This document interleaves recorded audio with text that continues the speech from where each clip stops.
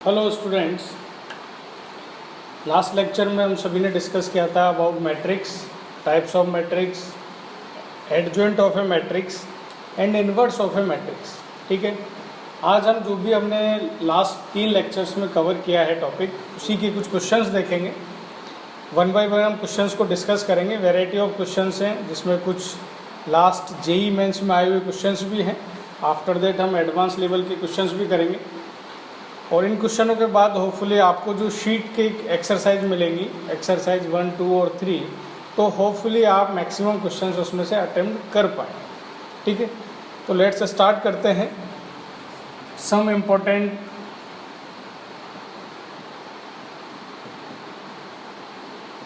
Questions की हम practice करेंगे आज। So first question note down करें आप। इफ़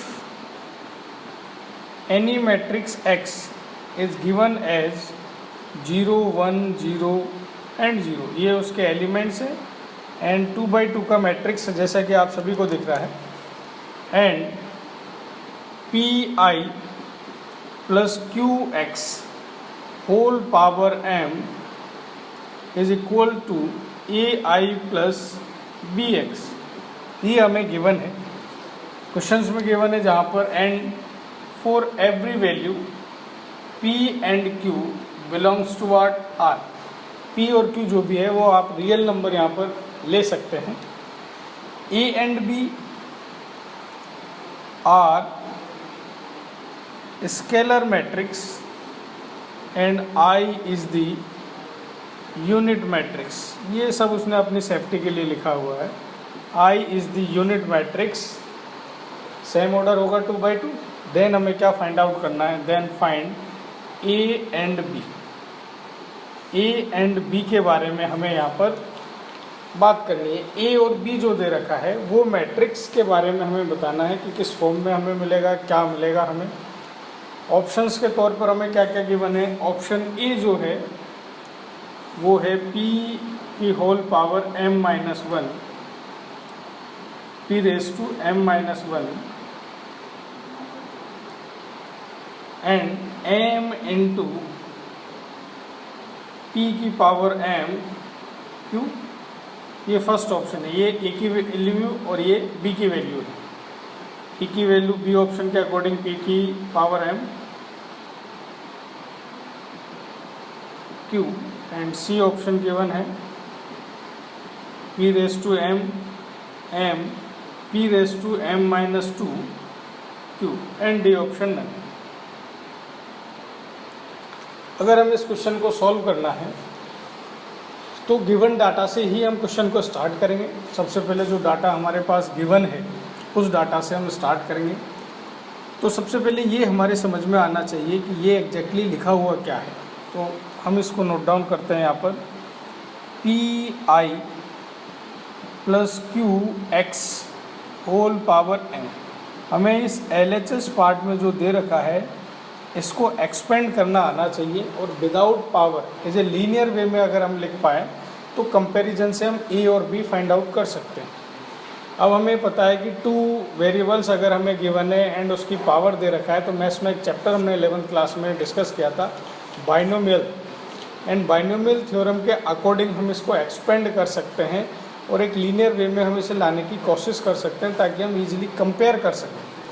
तो by the theorem of binomial, by binomial theorem इसको एक्सपेंड करेंगे तो क्या क्या हमें मिलेगा।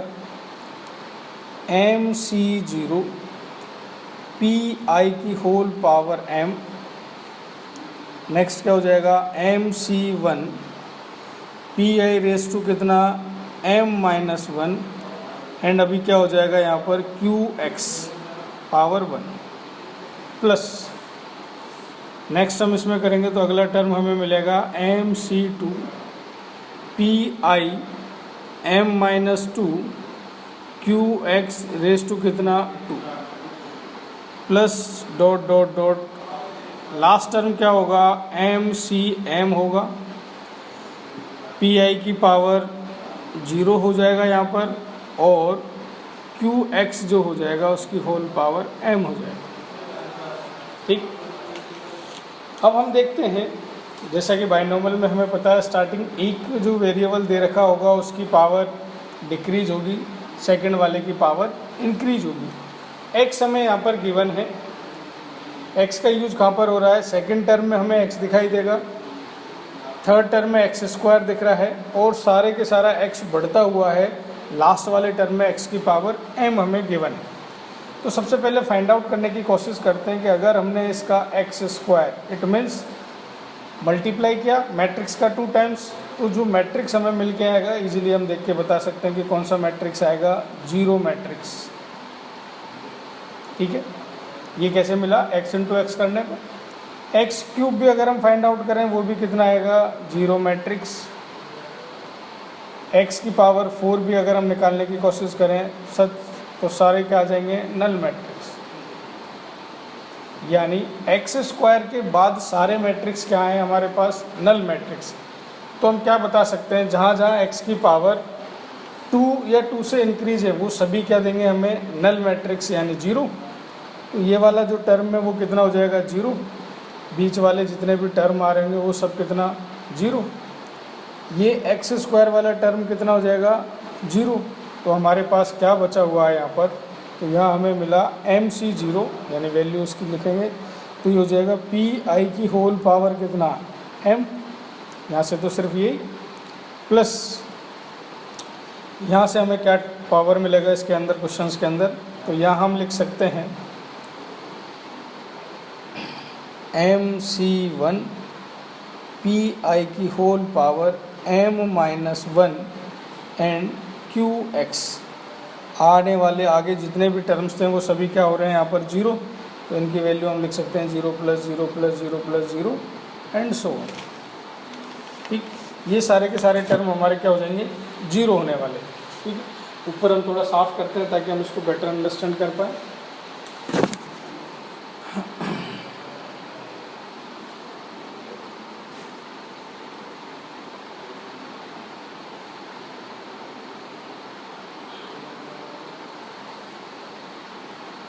ठीक है, तो अभी जो हमें दे रखा था, अब वैल्यू हमें क्या क्या मिली यहाँ पर, क्या क्वेश्चन था हमारे पास जो निकालना था हमें, यहाँ पर फाइंड आउट हुआ P I plus Q x की होल पावर एम जो निकालने वाले थे यही मिला हमें। तो क्या क्या मिला हुआ है यहाँ पर, पी आई की पावर एम मिल गया हमें, प्लस एम से वन को ओपन करेंगे तो कितना हो जाएगा, एम। ये हो गया आपके पास पी आई की whole power M minus one Q X, बाकी सारे के सारे टर्म कितना, जीरो के इक्वल। ठीक, और ये सब किसके इक्वल दे रखा था हमें,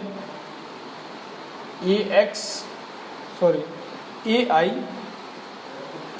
प्लस बी एक्स के इक्वल ही हमें दे रखा था। ठीक, यानी ये वाली वैल्यू हमें दे रखी थी इसके इक्वल, तो डेफिनेटली ये भी किसके होगा, इसके इक्वल। अब हम कंपेयर कर सकते हैं क्या यहाँ पर, आई क्या है, यूनिट मैट्रिक्स, तो उसे आगे लिखेंगे तो ये हो गया पी की पावर एम, आई की पावर एम करें कोई इफेक्ट आएगा क्या, कोई इफेक्ट नहीं आने वाला क्योंकि ये यूनिट मैट्रिक्स 1 1 1 है, प्लस ये कितना हो गया हमारे पास एम पी रेस टू कितना, M minus one Q X. अब हम इजीली कंपेयर कर सकते हैं, आई की पावर एम करेंगे तो आई रहेगा, तो यहाँ से हमें क्या मिला, ए जो है वो कि किसके इक्वल हो गया, पी की पावर एम, यानी हम लिख सकते हैं ए इक्वल टू पी की पावर एम। बी एक्स दे रखा है तो एक्स के अलावा बचा हुआ पार्ट किसकी वैल्यू है, बी, तो बी इक्वल टू कितना हो जाएगा हमारे पास, M P raise to M minus one into कितना, क्यू। कौन सा ऑप्शन राइट है, बी ऑप्शन। कर सकते हैं, तो बाइनोमियल का यूज करके भी हम क्वेश्चंस में थोड़ा बहुत ट्रिक लगा सकते हैं, क्वेश्चंस को ट्रिकी बना सकते हैं। अगर हमें बाइनोमियल थ्योरम का यूज करना आ गया इस क्वेश्चन के लिए, तो एक क्वेश्चन आप नोट डाउन करें, घर पे सॉल्व करना है, वैल्यू फाइंड आउट करनी है। If any matrix E 0 alpha 0 0 ठीक and A plus unit matrix I raise to 50 minus 50 is equal to given है आपको any matrix A B C and D. ठीक, then find the value of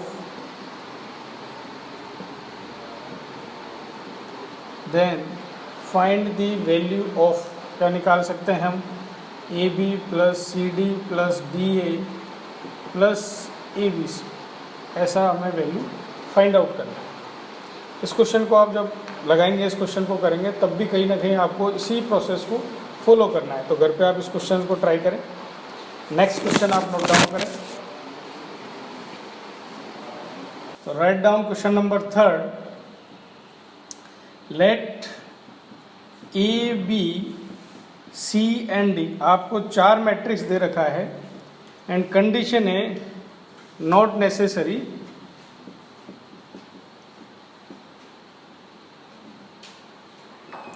not necessarily square matrix, real matrix such that, 4 जो matrix आपको ए B C D दे रखा है उनकी condition है A transpose जो इक्वल है वो प्रोडक्ट ऑफ 3 मैट्रिक्स है B C and D.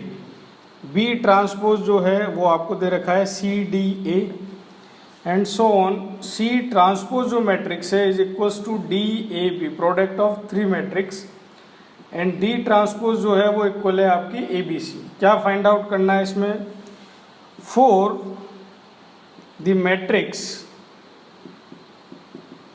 S equal to A B C D. आपको गिवन है कोई मैट्रिक एस वो ए बी सी डी के इक्वल है, then find out the value of S cube किसके इक्वल आएगा, ये आपको फाइंड करना है। 4 ऑप्शंस आपको गिवन है। लेट ऑप्शन ए जो है वो आई, ऑप्शन बी है एस स्क्वायर, ऑप्शन सी है एस, एंड ऑप्शन डी जो है वो आपको 0। तो ये क्वेश्चन आपको दिया हुआ है। कहाँ से हम इसको स्टार्ट करें, आपको जो भी मैट्रिक्स दे रखा है एस वो 4 का प्रोडक्ट है, लेकिन ए ट्रांसपोज 3 का प्रोडक्ट, बी ट्रांसपोज ये भी 3 का, ये सब 3 के प्रोडक्ट में आपको वैल्यूज दे रखी है। तो कहीं ना कहीं गिवन डाटा जो है उसी की हेल्प से हमें एस क्यूब निकालना है। तो आप पहले इधर नोट करें, क्या इसको हम ऐसा लिख सकते हैं क्या, एस जो दे रखा है इसी डाटा को अगर हम 3 के प्रोडक्ट में लिखें तो ए मैट्रिक्स को लीव करने के बाद इसे ब्रैकेट में B C and D matrix, and given B C D किसके इक्वल है, ए ट्रांसपोज, तो हम लिख सकते हैं एस जो है वो ए इंटू ए ट्रांसपोज है। ठीक, अब हमें निकालना है एस क्यूब। तो एस क्यूब मतलब क्या हो गया, 3 times of S, and S कितना है, तो आप वापस लिखें A B C D, again A B C D, and again A B C D. ये हमें वैल्यू बतानी है, लेकिन हमें जो भी गिवन डाटा है उसमें 3 का प्रोडक्ट है, तो कहीं ना कहीं इसे हमें चेंज करना पड़ेगा गिवन डाटा के फॉर्म में। तो 3 को अगर लेकर हम आगे बढ़ें तो फर्स्ट 3 मैट्रिक्स को हम एक साथ लें तो ये हो गया ए बी सी, अगले 3 को हम लिख सकते हैं डी ए बी, अगले जो हमारे पास 3 मैट्रिक्स हैं उसे हम लिख सकते हैं C D A, and last हो जाएगा बी सी डी। अब क्वेश्चन पे वापस नज़र डालें, ए बी सी किसके इक्वल दे रखा है, क्या डी ट्रांसपोज, तो वैल्यू पुट करें आप यहाँ पे डी ट्रांसपोज, ये किसके इक्वल दे रखा है सी ट्रांसपोज, सी डी ए किसके इक्वल दे रखा है बी ट्रांसपोज, और ये आपको दे रखा है ए ट्रांसपोज। ठीक, नेक्स्ट हम आगे बढ़ते हैं। अगर हमें ये 3 ट्रांसपोज के फॉर्म में है तो ट्रांसपोज की प्रॉपर्टी से हम क्या लिख सकते हैं, बी सी डी का होल ट्रांसपोज। इसको अगर हम ट्रांसपोज के फॉर्म में कन्वर्ट करेंगे तो हमें कुछ ऐसा ही मिलेगा। ऊपर से मैं क्वेश्चन को थोड़ा रफ कर देता हूं। अब हमें बी सी डी का ट्रांसपोज जो मिला है, अब चेक करना है कि बी सी डी हमें किसके इक्वल दे रखा था, तो बी सी डी हमें दे रखा है ए ट्रांसपोज, यानी यहाँ से हम वैल्यू लिख सकते हैं, हमें S cube equal to B C D का मतलब हो गया ए ट्रांसपोज एंड अगेन उसका ट्रांसपोज, एंड किसी भी मैट्रिक्स का 2 टाइम्स अगर हमने ट्रांसपोज निकाला तो वापस से वही मैट्रिक्स मिलेगा। तो ये हो गया ए इंटू ए ट्रांसपोज, और ए इंटू ए ट्रांसपोज हम पहले ही निकाल चुके हैं, किसके इक्वल था एस के इक्वल, तो हम यहाँ पे लिख देंगे एस। तो हमारा राइट आंसर क्या है, वापस से हमें एस क्यूब करने पर मैट्रिक्स कौन सा मिल रहा है, एस वाले। Question number 6, if any matrix A given in the form of 1 2 2 2 1 minus 2 small a 2 and b 3/3 का एक हमें मैट्रिक्स है, साथ में लिखा हुआ इज ए मैट्रिक्स सेटिस्फाई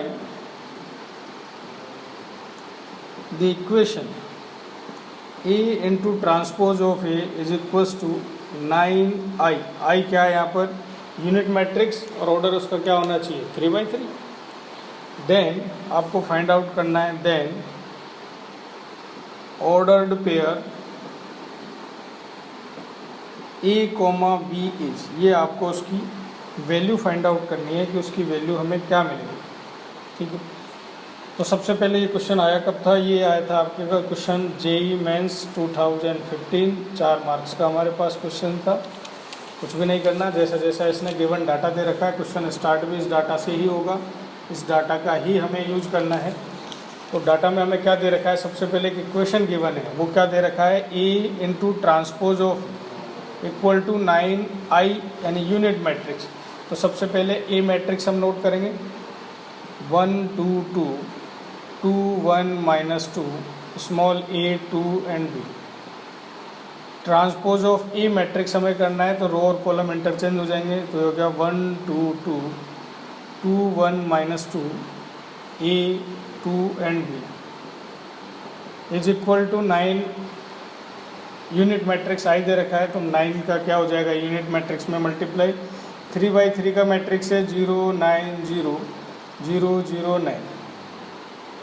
ठीक है, अब हमें क्या करना है? दोनों साइड इन दोनों को मल्टीप्लाई करना है, कहीं ना कहीं हमें एक इक्वेशन मिलेगी।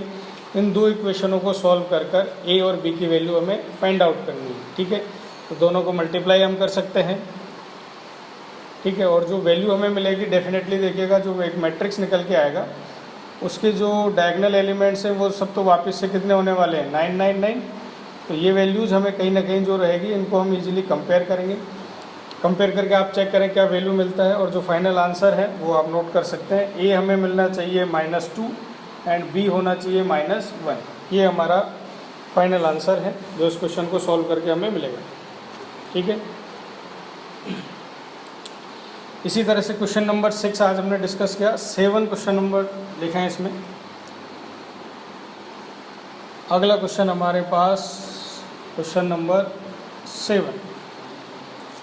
क्वेश्चन नंबर 7 ये भी आपके जेई मेंस में आया हुआ क्वेश्चन है, जेई मेंस 2011 में आया हुआ है। इसमें दिया हुआ है कि if omega not equal to 1 is the complex cube root of unity. अब अगर जिसको ये पता है कि क्यूब रूट ऑफ यूनिटी क्या होता है कॉम्प्लेक्स नंबर से, इजीली इस क्वेश्चन को बना लेगा। अगर हमें नहीं पता तो और दूसरा तरीका क्या है? पता लगाना है, याद रखना है। एंड h इक्वल्स टू दे रखा है ओमेगा 0 0 ओमेगा। अब क्या पूछा है? देन आपसे पूछा है h की पावर 70 आपको निकालना है। 11 में आया 70 50 कुछ भी मिले, तो इसमें कहीं ना कहीं बेसिक चीज़ क्या होगा कि कोई ना कोई एक ऐसा पैटर्न होगा जिसको ये मैट्रिक्स फॉलो कर रही होगी। उस पैटर्न को हमें फाइंड आउट करना है, और अगर हमें वो पैटर्न पता लग गया तो ईजिली हम ऐसी वैल्यूज़ हम निकाल सकते हैं। ठीक है, तो अगर यहाँ पर देखें h हमें दे रखा है h², अगर हम निकालेंगे तो दो मैट्रिक्स का अगर मल्टीप्लाई करें तो डेफिनेटली हमें ओमेगा स्क्वायर 0 0 ओमेगा स्क्वायर मिलेगा।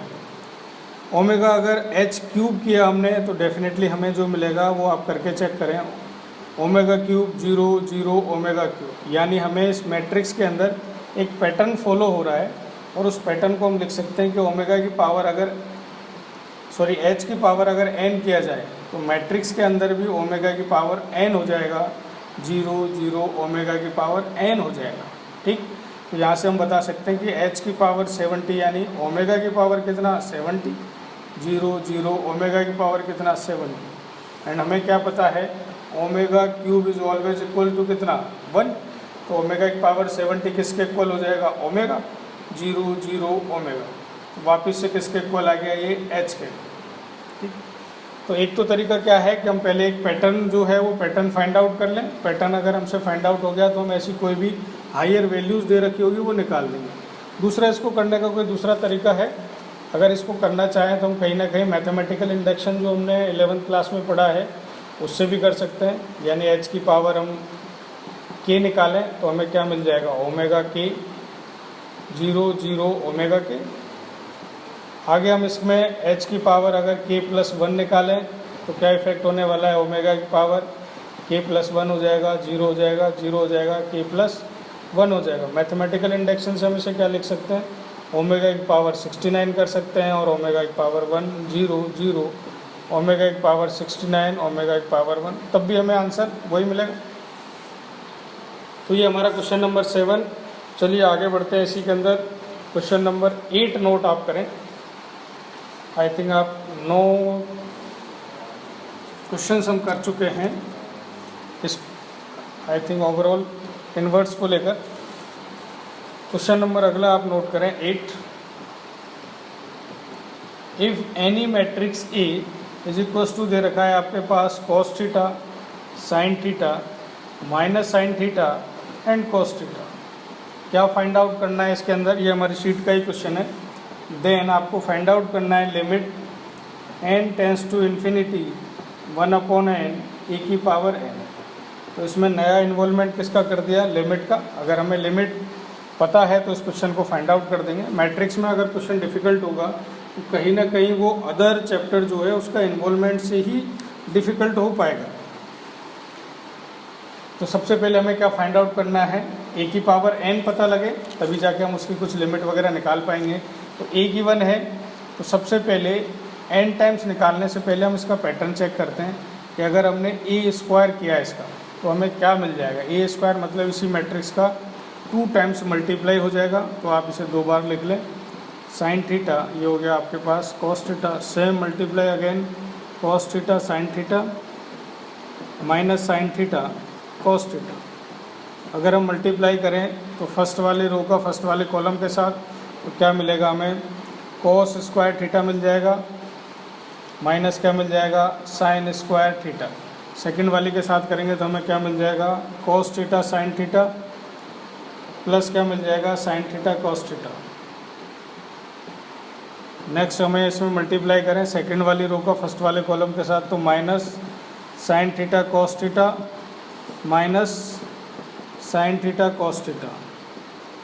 इसका अगर इसके साथ करें तो हो जाएगा minus sin² theta plus cos² theta.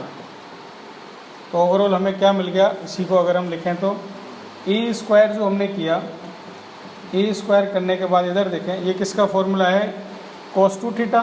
तो इसे आप लिख सकते हैं cos2 थीटा। ये 2 टाइम्स ये हो जाएगा 2 sin थीटा cos थीटा, यानी किसका फॉर्मूला हो गया, sin2 थीटा। ये किसका फॉर्मूला हो जाएगा, माइनस में माइनस sin2 थीटा, और वो अगेन किसका फॉर्मूला हो गया आपके पास, cos2 थीटा। यानी इस क्वेश्चन में हमें कहीं ना कहीं एक पैटर्न मिल रहा है। तो a की पावर n जो होगा वो हमें क्या मिल जाएगा, आप लिख सकते हैं कि वो हो जाएगा cos n theta sin n theta minus sin n theta cos n theta. अगर इसमें 1/n किया जाए तो यानी क्या हो जाएगा, 1/n करने के बाद क्या इफेक्ट आ जाएगा, 1/n e की पावर n किया तो 1/n से डिवाइड हो जाएगा। तो अंदर एलिमेंट्स हमें मिलेंगे cos n theta divided by कितना n, sin n theta divided by कितना n, minus sin n theta divided by n and cos n theta divided by n।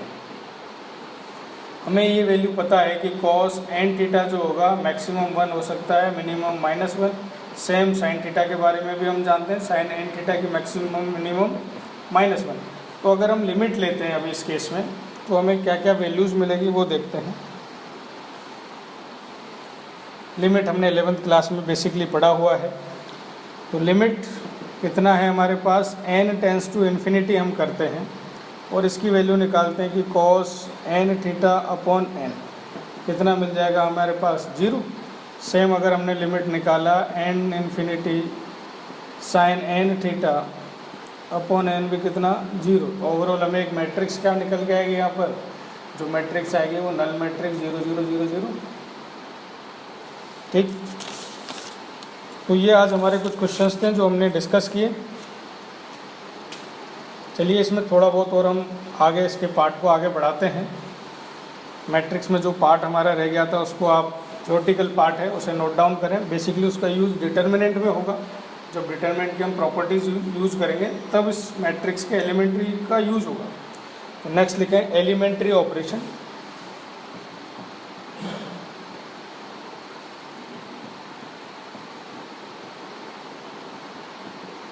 Elementary operation of a matrix.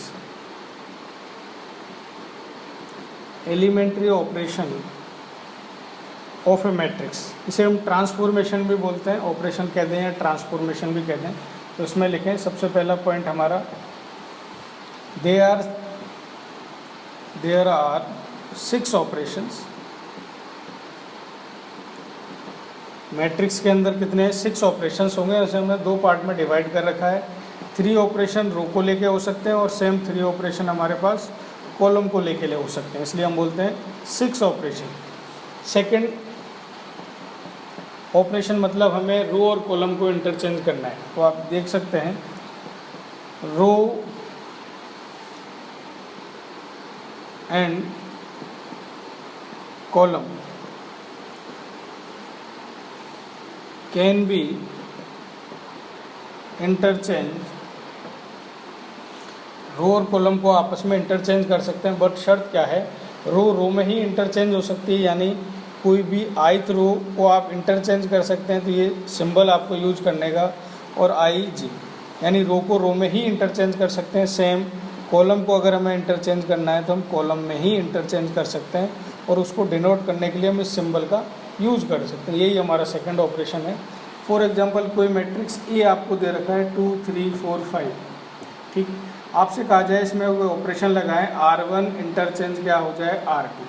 तो it means क्या हो गया, हमें एक matrix जो मिलेगा उसमें हमने क्या कर दिया, R1 और R2 जो कॉलम थे इंटरचेंज कर दिए, सॉरी रो को, ये हो जाएगा 4 5, ये हो जाएगा 2 3। हम चाहें तो इसमें कॉलम भी कर सकते हैं कि C1 जो कॉलम है इंटरचेंज कर दें C2। तो कोई भी 2 रो को हम आपस में इंटरचेंज कर सकते हैं। सेम कोई भी 2 columns can be interchange easily, ठीक है। तो उसको डिनोट करने का हमारे पास सिंबल के तौर पर हम एरो का निशान लगाएंगे बोथ साइड इंटरचेंज के लिए, ठीक। थर्ड वाला पार्ट इसी में लिखें, थर्ड वाला पार्ट लिखें इसी में, the multiplication of any constant के टू एनी रो और कॉलम, ठीक है। कांस्टेंट है, नॉन जीरो होना चाहिए वो। तो the multiplication of any constant के टू एनी रो और कॉलम डिनोटेड एज, अगर हम कांस्टेंट का मल्टीप्लाई करते हैं तो उसको डिनोट करने का है, यानी हमने क्या चेंज किया इसके अंदर, कोई भी ith रो हमारे पास है, अगर उसमें हमने किसी कांस्टेंट का मल्टीप्लाई किया है और ये हमें इंडिकेट करना है, तो हम इसे डिनोट करने का तरीका हो गया कि ith रो, यानी इसका मतलब हो गया हमने I वाली जो रो थी उसमें कांस्टेंट वैल्यू k का मल्टीप्लाई किया हुआ है। हो सकता है हम C3 वाला कॉलम है उसे 1/2 से मल्टीप्लाई करें, लेकिन ख़ास बात यह है कि अगर इधर I लिखा हुआ है तो यहाँ पे भी I लिखा होगा, C3 लिखा हुआ है तो यहाँ पे भी C3 होना चाहिए। कोई भी कांस्टेंट वैल्यू का हम उसमें मल्टीप्लाई कर सकते हैं। तो हम सिर्फ डिनोट करना देख रहे हैं कि अगर हमें रो से मल्टीप्लाई करना है तो इंडिकेशन उसका क्या रहेगा, रिप्रेजेंटेशन हम देख रहे हैं। इसकी प्रॉपर्टी से जो क्वेश्चंस बनेंगे वो हमारे डिटर्मिनेंट में यूज़ होंगे। अगला इसी का फोर्थ पार्ट है, हम उसको मैथमेटिकली समझ सकते हैं।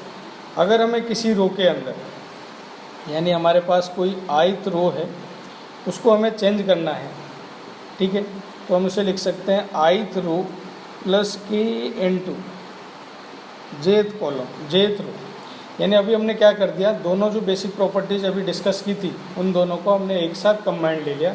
यानी I वाली रो को अगर हमें चेंज करना है तो हम क्या कर रहे हैं, किसी एक अलग से रो है उसको कांस्टेंट वैल्यू से मल्टीप्लाई किया और उसे हम यहाँ पर क्या कर रहे हैं, ऐड कर रहे हैं। फॉर एग्जांपल आपसे कहा जाए कि सेकंड वाले रो है उसे हमें करना है तो हम इसे लिख सकते हैं सेकंड वाले रो के अंदर क्या कर रहे हैं हम 3 का मल्टीप्लाई करके कोई भी रो जो है हमारी 4 वाली उसे हम ऐड कर रहे हैं। तो रिप्रेजेंटेशन हमें ऐसा दिखाना है, रो के लिए भी यही रहेगा, कॉलम को दिखाना है तो यहाँ पे सिर्फ आर की जगह क्या हो जाएगा सी हो जाएगा। इंटरचेंज हम इसको इस तरह से बता सकते हैं, सॉरी कॉलम अगर हम बोल रहे हैं तो कॉलम दोनों साइड आना चाहिए, तो हो जाएगा C2 और ये हो जाएगा C4, ठीक। लेकिन जैसे ही हमने यहाँ पे कॉलम बता रखा है तो ये कॉलम यहाँ पर आना ज़रूरी है। रो अगर बोल रखा है तो हमने यहाँ पे रो बोला, हम डायरेक्टली ये नहीं बोल सकते कि R2 एरो का निशान और हम ये बता दें, इसका मतलब दूसरा हो जाएगा। तो अगर हम R2 कोई रो है उसमें दूसरी किसी रो का ऐड कर रहे हैं, किसी का मल्टीप्लाई करके कांस्टेंट का, तो रिप्रेजेंट करने का तरीका यही रहना चाहिए। प्लस माइनस का मतलब आप कांस्टेंट की वैल्यू नेगेटिव ले लोगे तो यहाँ ऑब्वियसली क्या आ जाएगा माइनस। तो चलिए आज इतना ही, हमने कुछ 8-10 क्वेश्चन जो जेईई मेंस से रिलेटेड थे, शीट के हमारे क्वेश्चंस थे, वो हमने यहाँ पर देखे प्रैक्टिस के लिए। इससे रिलेटेड और क्वेश्चंस हैं ताकि आप ज़्यादा से ज़्यादा क्वेश्चन शीट के डीपीक्यू के लगा सकते हो। अब मैट्रिक्स के बाद अगला हम जो चैप्टर लेंगे वो डिटर्मिनेंट को लेंगे, और नेक्स्ट लेक्चर में होपफुली हम डिटर्मिनेंट को डिस्कस करेंगे। जो शीट आपको मिल रही है जो आपको डीपीक्यू अभी तक मिले हुए हैं, उन डीपीक्यूज़ को आपको सॉल्व करना है। सॉल्व करके जहाँ भी कोई डाउट्स आपको मिल रहा है किसी भी क्वेश्चंस में, तो आप डिस्कस कर सकते हैं, ग्रुप में उसको शेयर कर सकते हैं। Thank you.